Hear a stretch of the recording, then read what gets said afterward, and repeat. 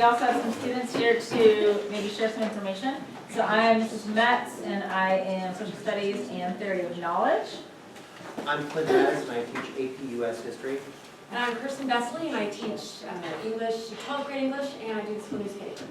So this is just a quick introduction, and if you have questions afterward, feel free to ask. And all of these students are all have taken different courses, but they're very informative. So, ready? Go. So, 10th grade, your option right now for this class is World History, Pre-IB World History. We'll go through the skills, I'll show you the skills. It sets it up for any of the history classes. Oh, there we go. So after 10th grade, then you have a choice of IB History of Americas, APUSH, AP US History, Gentlemen, and US History. So you can do any of those three. So depending on what you decide to do, taking the sophomore world history is very helpful because it's very skill-based. Next one. Then senior year, senior IB, AP Government, or senior issues. So again, you have three choices as a senior. Only one choice as a sophomore for world history, which it is an elective. But hopefully some of these guys will say it was very helpful and continuing and making junior and senior year more successful. Okay, next. Taking Pre-IB will help you for any of the classes. We have all backgrounds. We have waiver and the different junior highs, so we kind of are making sure you all have the same skills before you go on junior, senior year. And as it says, it's really skills-based through content. Oh yeah, we didn't change it on your safe one. We do not a ton of content, we do like 3 main units, so we're not moving super fast, but we do a lot of skills within that. So industrialization, Middle East, colonialization. So we do these, we kind of tie some of them together, like South Africa and the Congo. The Ottoman ties in with the Middle East, World War I. So there's not a lot of small units, 3 big units. We go really in depth. Okay, next, and I think, yes, lots of skills. I'm not going to go over all of those. You can see those because we're going to run out of time. Right now for English. That's it. All right. Easier on your neck if I look at this one. Yeah. Go for it. I'm ready. So here are the course offerings for all 3 years for English. You'll notice for English, I'm sorry, I'm going to have you back up, just don't want to keep hitting you. There you go, you're good, you're good. For English, there are 2 choices. You can take a pre-IB or pre-AP course, or a general level, on-level 10th grade English class. And the same thing for 11th and 12th. You'll notice, however, there is another IB class listed here. This current year, we only have 1 IB literature class for 11th and 12th grade. Next year, we're offering a new IB language and literature class for 11th and 12th graders. And I do talk a little bit about what those classes are and what the differences are between these. And so you might want to be considering now, do I want to sign up for pre-IB or AP, or do I want to go on level? And these kids can talk to you a little bit about what to expect in each. Yep, I'm ready. If I stop, go for it. Right. So this is the pre-IB, pre-AP class. This is going to be a class that will prepare sophomores for a rigorous AP or IB 11th or 12th grade class. We do recommend that if you want to do the pre-IB, you do have a B or higher in your current English class. And students should be willing to actively participate. You'll read extensively. There's a pretty big reading list and work very independently. We expect our pre-IB kids to work pretty independently. IB oral commentary is also going to be introduced. Okay. On-level English 10, I've taught on-level English 10 for several years. On level English 10, you also will sustain intellectual curiosity. You will read a variety of texts ranging from poetry, short stories, novels, articles, advertisements, etc., and you'll work really collaboratively to broaden your understanding of language. And I think most 10th grade on-level classes do have a big speech unit too, where you work on your speaking skills. So IB literature, as you become more aware of how the IB program works, as 11th graders, you can choose IB Lit. It is a 2-year course. Most kids go from 11th IB Lit to 12th IB Lit. And just let them look at this. I'm not going to read it to them.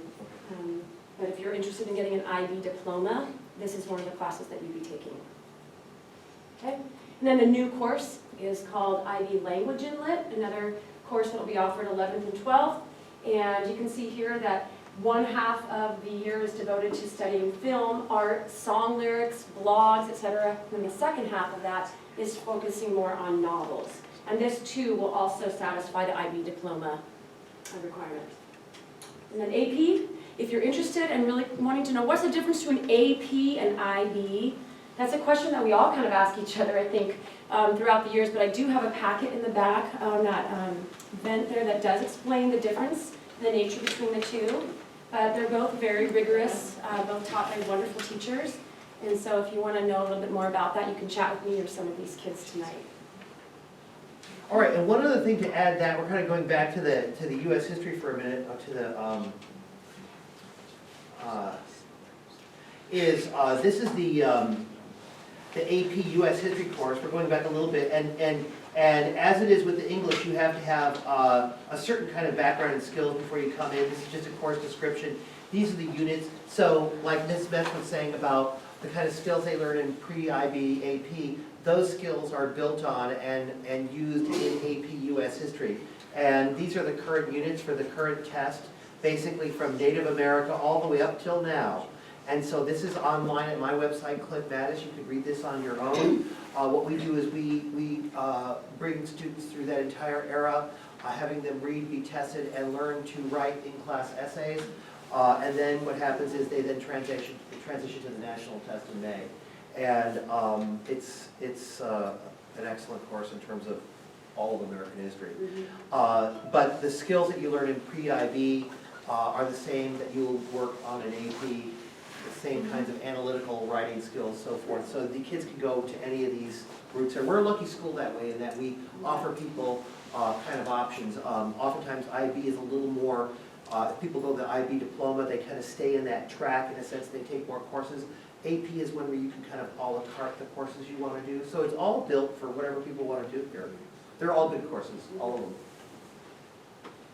So I think at this time, we could invite you guys to ask questions, or students who are in, we have students here who represent AP, IB, and the online courses.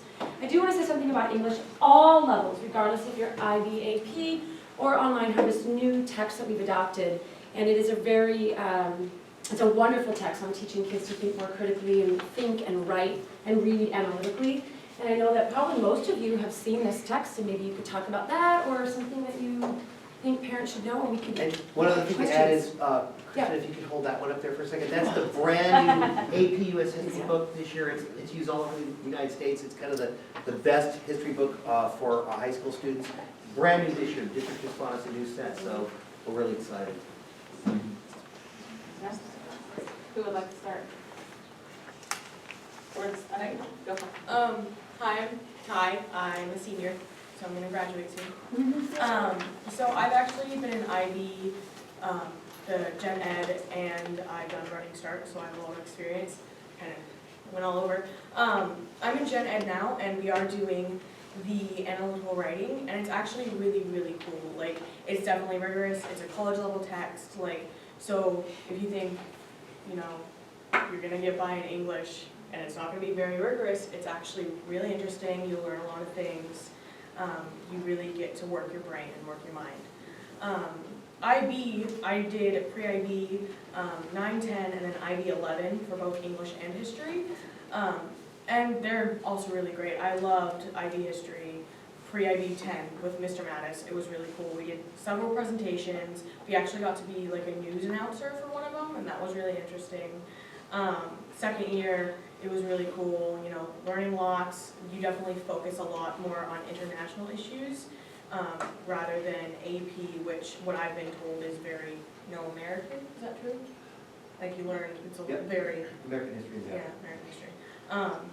So yeah, I like all the courses. I think they're great for anyone.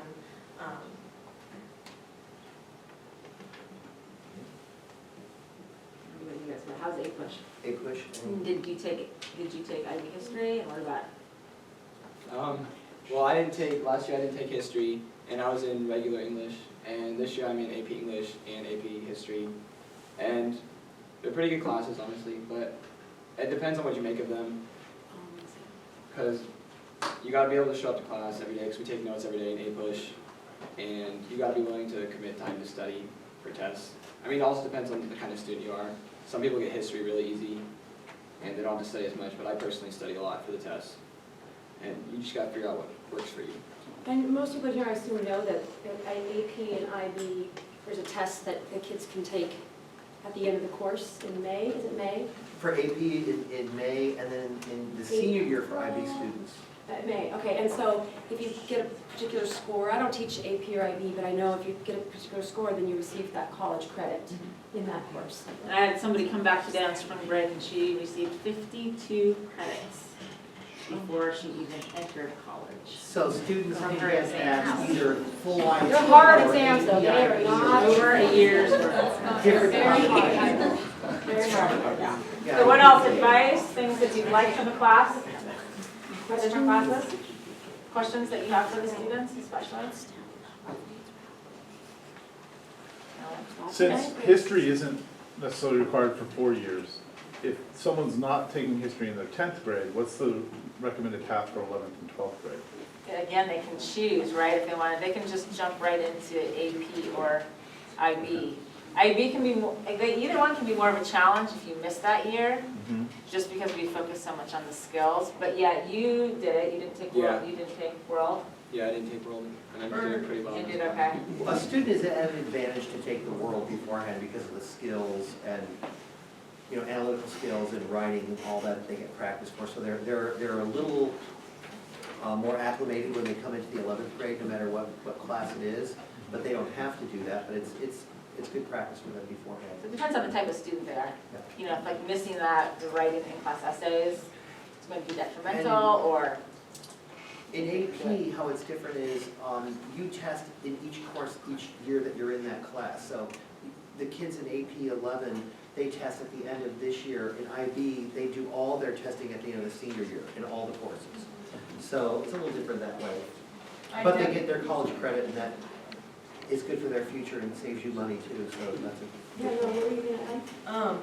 If you're gonna do IB in 11, you really need to take pre-IB just as a student. If I hadn't taken pre-IB for 11, I would have watched that class. Like, you need to take it. So let me ask a question about the IB. I know you just mentioned, right, students for the IB exam and the senior year, right? Yes, they take all their exams in the Also, senior year. each student can take it any year they want, right? As Correct. long as it- They test after at Right. the end of each year. So my question is, for those students who take IB because they take the exam and the year, pretty much, right? Is it any kind of disadvantage compared to those kids take a short AP school, one applying for college? Because No, I think the students are really well prepared by the time they get to their senior year in IB. Robin can talk more about this for testing in all their courses. In AP, it's just simply testing after each course. That's just the way, the nature of how they are. Also on my website, the IB organization and the College Board, which is AP, created a IB or AP information I've got a download there, it's a PDF that is from both of the organizations talking about both of the similarities and differences in those. And that's on my website also. That was given to us by our IB coordinators a few years back. So you can look at both of them. But they're Like I both, said, the they're both handout in great. the back does explain the differences, but I just realized I'm running out, so I just sent somebody to make more copies. So by the end of the night, we'll make sure that if you remember to come back here, I'll have a stack for you, explains the answers a little better. Also, I know Nancy, you don't have to take all your IB tests in senior year. I took 2 in junior year too, because you can test in standard level and higher level. So your standard level classes you can test in your junior year if you finish them junior year, and then you can take the rest of the senior year. Yeah, like art and. So sophomores, They're, how's your year going? What do you think? Are you going for pre-IB, pre-A? Who's our sophomores here? Let's do. So what do you think? Advice for, IB English was like a pretty hard class compared to 9th grade.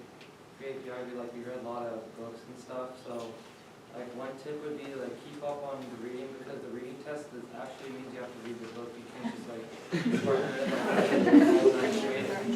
So you actually read the book, you know a lot better than you know. good. Do you have a question? Are you studying different sorts of books in the different levels of the English, the IB, AP? Yeah, yes, we are. There's a bunch of the books that we are reading back there, but I could talk to you about what levels do what.